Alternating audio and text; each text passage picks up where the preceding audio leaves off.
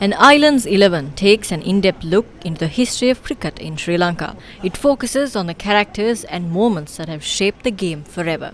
The author of the book, Nicholas Brook, says it took him more than 3 years to complete his research. Yesterday, Sri Lanka completed its 100th Test win against Ireland. When it comes to cricket, in Sri Lanka, the possibilities are endless.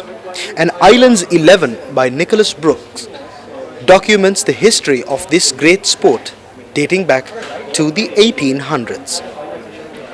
So I grew up in the 1990s when Sri Lanka were on top of the world, and so I think they were just a very attractive, dynamic team to watch. They were playing cricket in a different way to everyone else.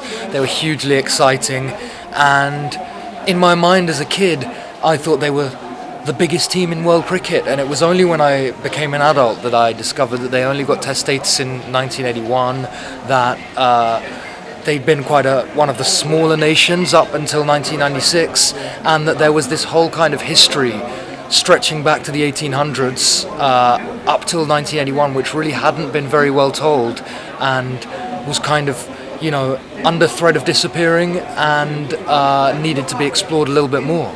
So it's a whole history of Sri Lankan cricket going back from the 1830s to 2014.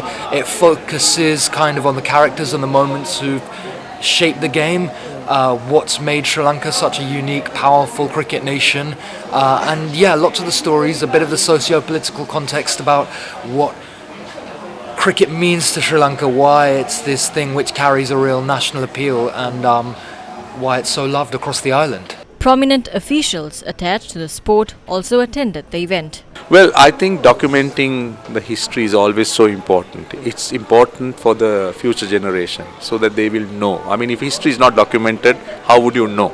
I mean, what this book has done, Nicholas's book, and Islands 11, is an amazing story because it tells you. It also tells you how he fell in love, how he was at St. Thomas's College, how he was there and he watched cricket, and then his passion for the game. And I think he's documented some wonderful stories which should be read. I was personally very, very fascinated reading this book. So it is, answering your question, it's very important. It gives you a pride as well what our cricketers had done over the years. In fact, this book is it's going back 190 years. To 1870 odd, when cricket first was started in Sri Lanka. So I think books have done an excellent job.